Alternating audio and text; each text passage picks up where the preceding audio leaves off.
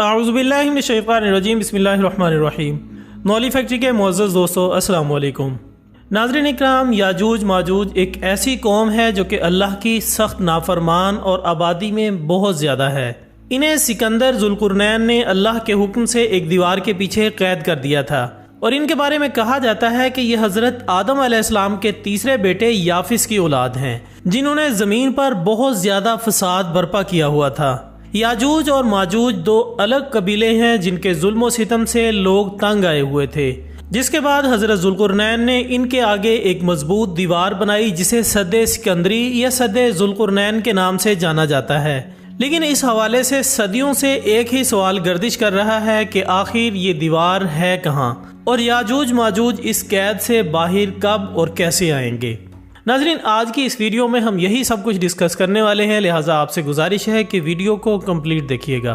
ख़वातीन हज़रात, मुहद्दिसीन और मुफस्सिरीन में याजूज माजूज की कौम और ज़ुल्क़ुरनैन की दीवार के हवाले से बहुत से इख्तलाफात पाए जाते हैं और हैरान कुन तौर पर अब तक 5 ऐसी दीवारें सामने आ चुकी हैं जिनके बारे में क़यास किया जाता है कि इनके पीछे याजूज माजूज को कैद किया गया था। जिनमें से एक दीवार चीन भी है, लेकिन ये आम मसाले से बनी हुई है। इसके अलावा यमन में दीवार मारब के बारे में भी सद ज़ुल्क़ुरनैन होने का गुमान किया जाता है, लेकिन ये दीवार सैलाब के रोकने के लिए बनाई गई थी। कफकार में दरियाए खज़र और बहरे असवद के दरमियान दीवार की तरह का पहाड़ी सिलसिला शुमाल और जुनूब को अलग करता है। यहाँ पर भी एक लोहे की दीवार नज़र आती है जिसके बारे में लोग क़यास करते हैं कि यही ज़ुल्क़ुरनैन की दीवार है, लेकिन इसमें कितनी हकीकत है ये सिर्फ अल्लाह ताला ही जानता है। रिवायात में आता है कि याजूज और माजूज इस दीवार को गिराने की कोशिश करते हैं, लेकिन रोज़ाना नाकाम हो जाते हैं। लेकिन जब अल्लाह ताला की रज़ा होगी तो दीवार की खुदाई करने वालों में से एक कहेगा कि कल हम इंशाअल्लाह इस दीवार को तोड़ देंगे। लिहाजा सिर्फ इंशाअल्लाह कहने से अगले रोज़ ये दीवार टूट जाएगी, जिसके बाद याजूज माजूज ज़मीन पर फैलते चले जाएंगे और जहाँ से गुजरेंगे वहाँ तबाही फैला देंगे और मखलूक़ खुदा को अपने शर और फसाद का निशाना बनाएंगे। इनका एक ग्रोह जब भागता हुआ झील तिब्रिया से गुजरेगा तो सही मुस्लिम के मुताबिक वो सारा पानी पी जाएंगे, और जब आखिरी ग्रोह वहाँ पहुँचेगा तो कहेगा कि कभी यहाँ पानी हुआ करता था। याद रहे दोस्तों कि बहरे तिब्रिया इसराइल में ताज़ा पानी की सबसे बड़ी झील है, जिसका तज़किरा तुरात और इंजील में भी आया है। और मज़ीद आपको बताते चलें कि हज़रत ईसा अलैहिस्सलाम ने अपनी ज़िंदगी का बड़ा हिस्सा इसी झील के साहिल पर गुजारा था। याजूज माजूज यहाँ से कत्लो गारत करते हुए बैतुल मक़दस तक पहुँच जाएंगे और ऐलान करेंगे कि ज़मीन पर हमारा कब्ज़ा हो चुका है, अब हम आसमान पर भी कब्ज़ा करेंगे। इसके बाद ये आसमान की तरफ तीर फेंकेंगे जो कि अल्लाह के हुक्म से खून आलूद होकर वापस आएंगे और फिर इनका कोई मुकाबला ना कर पाएगा। रिवायात में आता है कि याजूज माजूज की जानिब से आसमान की जानिब फेंके गए तीरों पर रब्बे ताला की कुदरत से खून आने लगेगा और वो समझेंगे कि उन्होंने आसमान को भी फतह कर लिया है। मोअज़्ज़ज़ नाज़रीन, याजूज माजूज से मुतालिक एक रिवायत में ये भी आता है कि रोज़ बरोज़ इनकी तादाद में बेशुमार इजाफा हो रहा है, यहाँ तक कि इनके कबीले की एक औरत जब तक 1000 बच्चों को जन्म नहीं देगी तब तक उस औरत की मौत नहीं होगी, जिससे मालूम होता है कि याजूज माजूज में इंसानों की तरह अमवात भी होती हैं, लेकिन इनमें पैदाइश की शरह अमवात से 1000 गुना ज़्यादा है। एक हदीस में रसूलुल्लाह सल्लल्लाहु अलैहि वसल्लम ने फरमाया कि अल्लाह ने बनी आदम को 10 हिस्सों में तकसीम किया, जिनमें से 9 हिस्से याजूज माजूज के बनाए और 1 हिस्सा बाकी सारे लोग, जिसका ये मतलब हुआ कि याजूज माजूज बनी आदम में से हैं। और फिर फरमाया कि अगर इन्हें खुला छोड़ दिया जाएगा तो वो लोगों पर इनके माश में फसाद फैलाएंगे, यानी इस दुनिया का सूदी निज़ाम, कारपोरेट कल्चर और कम्युनिस्ट मईशत सब इनके फसाद की अलामतें हैं। नाज़रीन, यहाँ ये सवाल भी पैदा होता है कि ये कब आज़ाद होना शुरू होंगे, तो इससे मुतालिक भी सही बुखारी और सही मुस्लिम की मुतफ़क़े रिवायात के मुताबिक सैयदा ज़ैनब बिनते जहश रज़ियल्लाहु ताला अन्हा फरमाती हैं कि रसूलुल्लाह सल्लल्लाहु अलैहि वसल्लम इनके घर तशरीफ़ लाए और फरमाया कि अरबों की खराबी है इस शर से जो करीब आ गया है, और फिर उंगली और अंगूठे का इशारा करते हुए फरमाया कि आज इसके बराबर याजूज और माजूज ने दीवार में सुराख कर लिया है।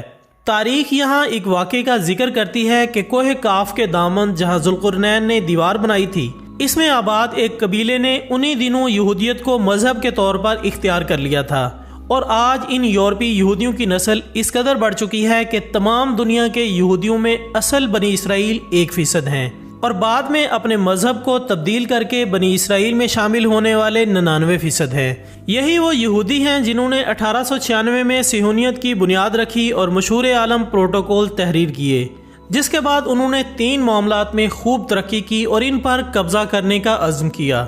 इसके बाद दुनिया भर के मुफक्किरीन, साइंसदान, मीडिया के मालिकान, बैंकों के माहिर और कारपोरेट कल्चर के करता धरता सब के सब इन्हीं में से आए। सिर्फ नोबल इनाम की फहरिस्त मीडिया मालिकान के नाम, बैंकों के और कारपोरेट कंपनियों के मालिकान की फहरिस्तें उठा लें, आपको सबूत मिल जाएगा। इन्होंने यही सब कुछ किया जो कि रसूलुल्लाह सल्लल्लाहु अलैहि वसल्लम ने फरमाया था, यानी अगर इन्हें खुला छोड़ दिया जाए तो वो लोगों के माश में फसाद फैलाएंगे। और याद रहे कि कुरान पाक भी इन्हें फसाद फैलाने वाले यानी मुफसिदीन के नाम से याद करता है।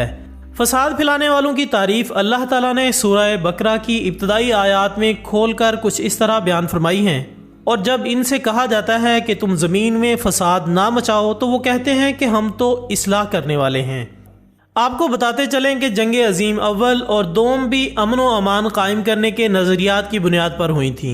वियतनाम, जनूबी अमेरिका के 2 दर्जन ममालिक, इराक, अफगानिस्तान, हर जगह ये लोग अमन कायम करने के नाम पर चढ़ दौड़े हैं। ये लोग सिर्फ चंद लाख यहूदी नहीं बल्कि वो पूरा आलमी निज़ाम है जो कि इस पूरी दुनिया में अपनी जड़ें मजबूत कर चुका है। चूँकि याजूज और माजूज दजाल की आमद से पहले इसके पूरे निज़ाम को मजबूत करने के लिए निकाले गए हैं, इसलिए उन्होंने पूरी दुनिया को अपने निज़ाम का इसी तरह गुलाम बना लिया है, जैसा कि रसूलुल्लाह सल्लल्लाहु अलैहि वसल्लम ने इरशाद फरमाया था कि आदमी सुबह को काफिर होगा और शाम को मुसलमान।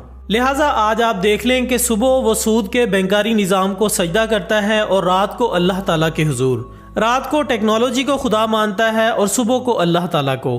पार्लियामेंट में बैठता है तो इसे सुप्रीम और बालातर समझता है और इसे कानून का माखिज बताता है, और कुरान पढ़ते हुए अल्लाह ताला को सुप्रीम पावर कहता है और कुरान पाक को कानून का माखिज बताता है। इनके मुताबिक रियासत इक़्तिदार आला की अलामत है, जबकि अल्लाह ताला ने इक़्तिदार आला को अपने लिए खास करते हुए अपने आप को अल मुल्क कहा है। इस हवाले से पाकिस्तान के मशहूर कालम नगार ओरिया मकबूल जान का कहना है कि याजूज और माजूज को इस फितने के बारे में अमूमन ये तस्वुर कर लिया गया है कि ये दजाल के खुरूज के हम रुकाब होंगे, लेकिन कुरान पाक चूँकि इसे यरूशलेम में यहूदियों की वापसी के साथ मुंसलिक करता है बल्कि दोनों को एक दूसरे का हम ज़माना बताता है, तो इस एतबार से आज हम इसी याजूज और माजूज के वर्ल्ड ऑर्डर में जिंदा हैं। और रसूलुल्लाह सल्लल्लाहु अलैहि वसल्लम ने फितनों की एक तरतीब इस हदीस में बताई है। इन फितनों का अलग-अलग जिक्र भी बाकी हदीस की किताबों में मौजूद है, लेकिन तरतीब ज़मानी यह है कि हज़रत उमैर बिन हानी रज़ी अल्लाह ताला अन्हु ने फरमाया कि मैंने अब्दुल्ला बिन अमर रज़ी अल्लाह ताला अन्हु को फरमाते हुए सुना कि हम नबी करीम सल्लल्लाहु अलैहि वसल्लम की खिदमत में हाजिर थे तो आप सल्लल्लाहु अलैहि वसल्लम ने फितनों को बयान फरमाया, यहाँ तक कि अहलास के फितने को भी बयान किया। किसी ने पूछा कि अहलास का फितना क्या है, तो आप सल्लल्लाहु अलैहि वसल्लम ने इरशाद फरमाया कि यह फितना फरार, घर बार और माल के लुट जाने का होगा। फिर खुशहाली और आसूदगी का फितना होगा जिसका धुआं ऐसे शख्स के कदमों के नीचे से निकलेगा जो ये गुमान करता होगा कि वो मुझसे है, हालांकि वो मुझसे नहीं, क्योंकि मेरे औलिया तो मुत्तकीन हैं। फिर लोग एक नाअहल शख्स पर मुत्तफिक हो जाएंगे। फिर तारीख फितना होगा। ये फितना ऐसा होगा कि उम्मत का कोई फर्द नहीं बचेगा जिसको इसके थपेड़े ना लगें। जब ये कहा जाएगा कि ये फितना खत्म हो चुका है तो वो असल में और लंबा हो जाएगा। इन फितनों में आदमी सुबह को मोमिन होगा और शाम को काफिर। लोग इसी हालत में रहेंगे यहाँ तक कि 2 खैमों में बट जाएंगे। एक ईमान वालों का खैमा जिसमें बिल्कुल नफाक नहीं होगा, जबकि दूसरा निफाक वालों का खैमा जिसमें ईमान नहीं होगा। तो जब तुम इस तरह तकसीम हो जाओ तो बस तुम दजाल का इंतजार करना कि आज आए या कल। दोस्तों, मुख्तसर ये कि इस वक्त पूरा दजाली निज़ाम याजूज माजूज की सूदी मईशत के रास्ते हमारे सरों पर मुसल्लत है और हमें खबर तक नहीं है कि हम तबाही की जानिब बढ़ रहे हैं। इसकी वजह यह है कि हमने तबाही और खुशहाली को दुनिया तक महदूद कर लिया है, जबकि हमारा अंजाम इस सूदी निज़ाम के कारिंदों और अल्लाह के खिलाफ जंग करने वालों में होता जा रहा है।